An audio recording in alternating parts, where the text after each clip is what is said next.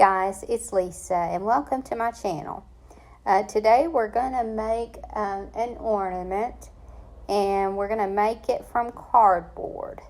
And I'm going to start with this little stamp here. And I'm sure, I haven't checked at Hobby Lobby, I'm sure they have these or something very similar. But I found this one at a thrift store a while back, and usually when they make it to the thrift stores, they don't have them for sale anymore, so it may just be something similar that you'll find. But I did look on Amazon, and I found something similar, and I'm going to link that in the description. So I'm kind of cutting this cardboard a little bit larger than this stamp. And the reason is because the cardboard is going to be the base for a staple. So I'm just kind of straightening up that edge there. And then I'm going to cut this, like I said, just a little bit larger than the stamp. I'm actually making this ornament to add to my tree, but I decided after making it that it's so simple, and I like the results so much that I think I'm going to make some to sell also. So like I said, I just cut this a little bit larger than the stamp. And now I'm marking the highest point of the stencil, or of the stamp, so that can be the center of the roof, because I want this roof to be offset, the center to be offset. And I feel like that will make it look more like a staple. And I marked the outer edge of the roof line so that to make sure that the stamp fits under it. And then I just cut that with some scissors. And you could use your X-Acto knife here or a box cutter. But now I am taking an old book page, and I'm going to decoupage that, or just glue that on the front of the cardboard. Now obviously you could use anything for your background that you want. This is just the look that I'm going for here for my tree. But you could use a music sheet or any kind of decoupage paper. Or you could just paint this if you wanted. But I'm just using regular clear school glue here. I wouldn't use glue stick, but just about any other glue would work. And I'm just making sure to get that smooth. And then I'll just glue that on. And I'm not going to decoupage over the paper because I don't need the outside of the paper to be sealed, and that glue will hold just fine. And then once I get this glued on, then I'm ready to make my stamp. And I don't want to stamp directly onto this book page for a couple of reasons. One is I want my stamp to show up better, so I want to do it on a solid paper instead. And so I just use a solid book page here that doesn't have as much age on it. And but then also I want to create a three-dimensional look here. So once I stamp on this book page, then I just very carefully cut out, not exactly, but just as close to the image as I can. And I'm going to be using some antique stamp ink and kind of antiquing around this and aging this just a little bit more, and especially around the ends of this. But as you can see, I don't cut that cane exactly out. I just kind of cut as close as I can. And now I'm just taking my ink and distressing the edges. And I'm even adding a little bit of distress to the inside. And then, like I said, I could just glue this on, but I want dimension here. So I decided to put some cardboard back behind this, and that will make them look like they're coming forward and not just glued to the back of the staple. So like I said, I just put a little piece of cardboard behind it and glue that, and that will add the dimension that I'm looking for. This is one that I just kind of figured out as I went. So as it turns out, I should have had cardboard a little higher up on this because Joseph's head tried to kind of go back.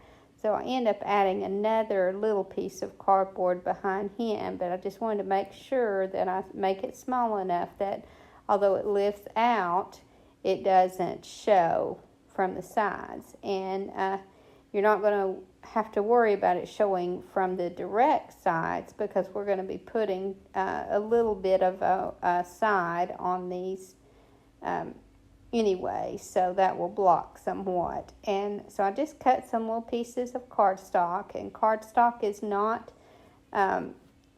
strong enough for what I'm doing it on, but if I did cardboard, you would see that cut cardboard edge, which I didn't want at all. So I just folded this in three ways rather, and then glued it. So as you can see, I made it wide enough that when I fold it twice, it will be the width that I want my walls to be. And I did that for both. And then I cut one for the bottom also. And then I cut two for the roof and made sure they were a little bit longer so that I would have an overhang. I didn't really do any measuring with this part. I just kind of made some strips and cut them the length that I wanted. And now this is the messy part, and I'm gluing this together with clear glue, and I put plenty on there because what I want to do is fold it together, and I want the glue to really, really hold tight so that it's essentially one piece. It's almost like a piece of cardboard, but I use this little, some people call it a bone folder, but it isn't. It's the one that you get at the Dollar Tree, but it helps smooth out when you're gluing, and also pressing really hard like that and smushing that glue out, it just gets full coverage, and it makes the creases a lot stronger also. So although this is messy, I think it's necessary to make this stronger, to make the cardstock stronger. So I'm just cutting all my pieces and going ahead and gluing all my pieces so that they'll be ready to glue on when I get to that step. And then I thrifted another stamp. Actually, I'm using 3 stamps on this, and each one of them I thrifted. And I think 2 of them at the same time and then one separately, but I use these stencils a lot, and this one obviously is the Star of Bethlehem, and I stamped that onto that same book page, and I'll cut that out also and antique around the edges of it. And then I'll add some cardboard to the back of it as well, and then I'm ready to attach my sides. Now I'm just trying to figure out what fits where, because at this point I have cut them.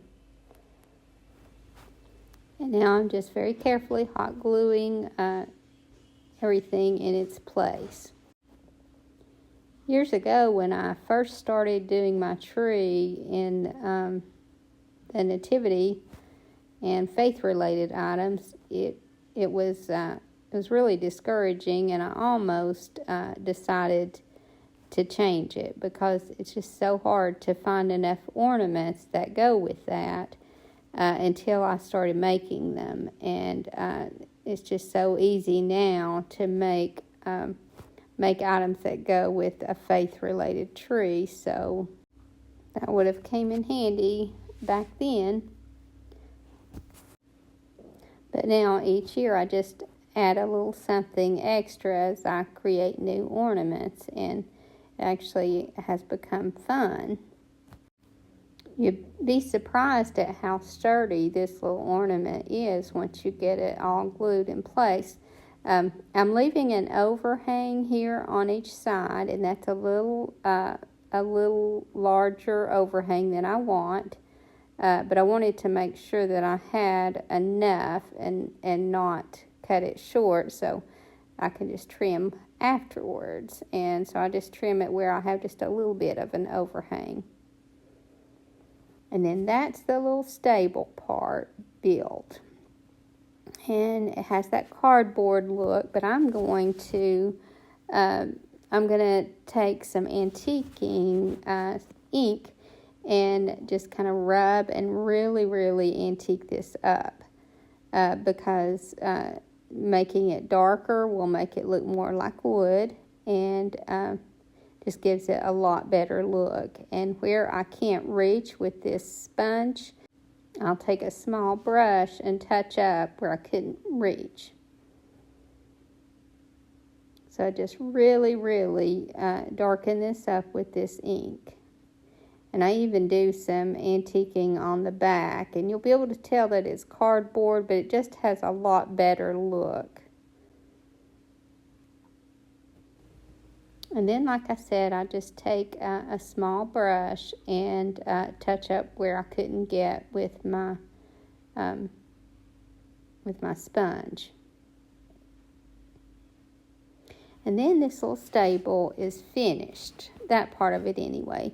And I'm going to take this little star that I put on some cardboard, and I'm going to glue it to this skewer stick that I have already cut the length that I want it. And I want it a little bit taller than my stable because I want this star to stand out above my stable. So I antiqued the stick up also because I felt like that gave it a better look to kind of go with the wood in the stable. And then, like I said, I glued the little star to the top of the stick. And then again, I reinforced the back of the star with some cardboard also. And now all I have to do is flip the stable over and glue it directly to the center of the back. And I do that with hot glue. I just glue down and down the center and put the star on. And then I'm going to cut a little piece of cardboard just to make sure that holds well. And I just glue and put it over the stick. I glue each side and put it over the stick and hold it in place. That way that stick isn't going anywhere.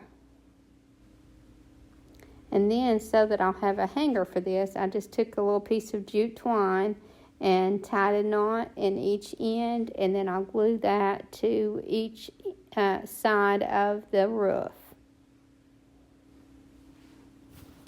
And then this will be almost complete, except that I'm going to dress up the front just a little bit more.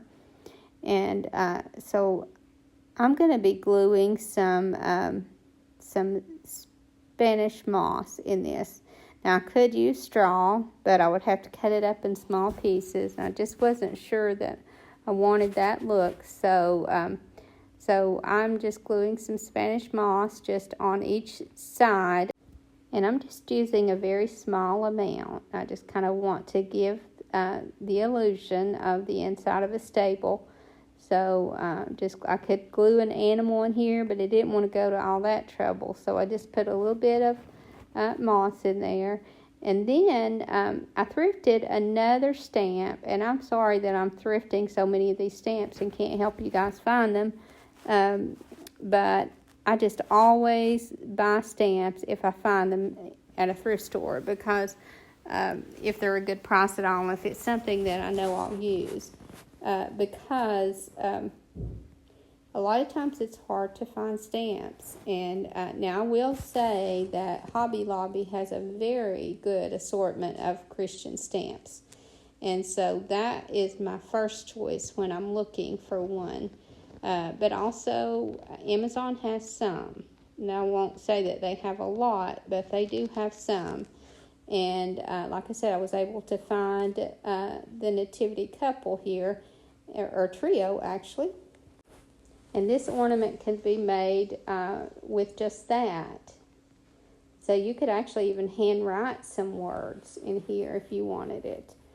So like I said, this says Christmas blessings as in plural, and I feel like that doesn't really fit here. So I'm tearing these apart so that it will actually fit in the stable where I want it to.